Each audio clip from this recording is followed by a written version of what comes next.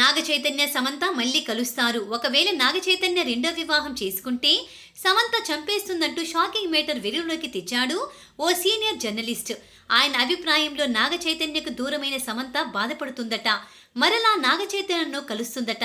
ఓ ఇంటర్వ్యూలో సదరు senior journalist చేసిన వ్యాఖ్యలు టాలీవుడ్ లో సంచలనం రేపుతున్నాయి. సమంత డెబ్యూ మూవీ ఏ మాయ చేశావే.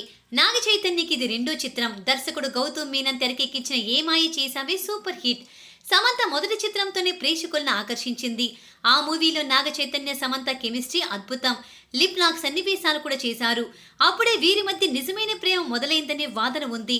కొన్నాళ్ళు రహస్యంగా ప్రేమించుకున్న సమంత నాగ చైతన్య 2017లో గోవా వేదికగా హిందూ క్రిస్టియన్ సాంప్రదాయాల్లో వివాహం చేసుకున్నారు. పెళ్లి తర్వాత కూడా సమంత నటన కొనసాగించింది. అక్కినేని కోడలుగా ఆ కుటుంబంలో కలిసిపోయింది. నాగ చైతన్యతో పాటు నాగార్జున, అమలతో కూడా సమంత చాలా అన్యోన్యంగా ఉండేది. అఖిల్ అయితే సమంతకు బెస్ట్ ఫ్రెండ్ అని చెప్పవచ్చు.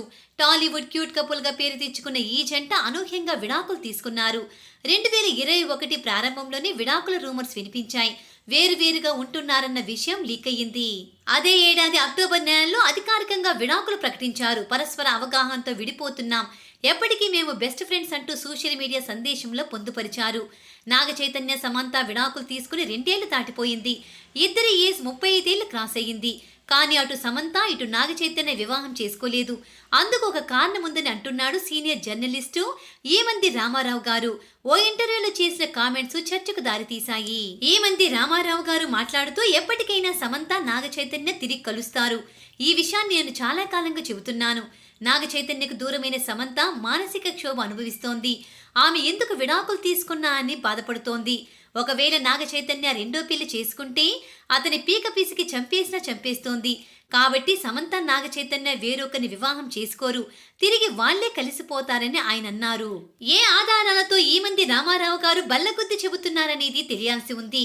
అయితే ఇటీవల సమంత ఓ ఇంటర్వ్యూలో ఈ వాదనకు పూర్తిగా విరుద్ధమైన కామెంట్స్ చేయడం గమనార్హం. గత 3 ఏళ్లుగా అత్యంత క్లిష్ట పరిస్థితులు ఎదుర్కొన్నాను. మళ్లీ నా జీవితంలోకి అలాంటి రోజులు రాకూడదని అనుకుంటున్నానని అన్నారు. నాగ చైతన్యతో సమంత మరలా జీవితం పంచుకోవాలనుకోవడం లేదని పరోక్షంగా చెప్పినట్లు ఆమె కామెంట్స్ ఉన్నాయి.